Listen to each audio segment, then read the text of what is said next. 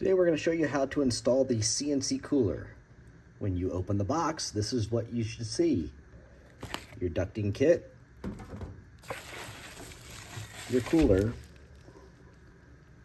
and instructions. Installing the CNC Cooler. A 3/4 inch electrical knockout can be made on the top, sides, or bottom of your enclosure depending on space.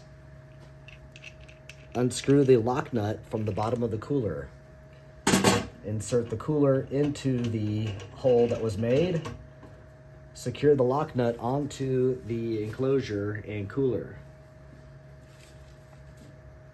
The ducting kit, which came with the CNC Cooler, can then be inserted onto the extension tube, and you can snake the ducting kit through the enclosure.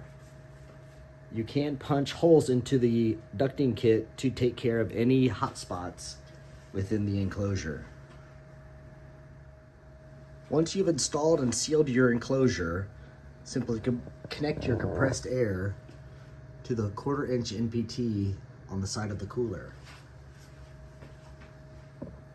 Vortex coolers create a stream of extremely cold air from a supply of filtered compressed air. The cold air is injected into the enclosure, displacing warm air, which is exhausted back through the Vortex Cooler.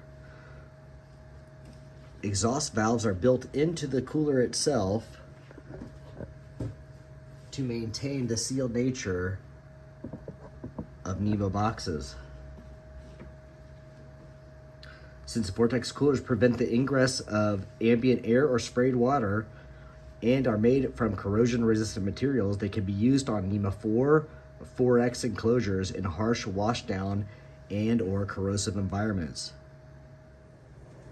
Thank you for your purchase of your CNC Cooler. If you have any questions, please give us a call at 928-684-5733.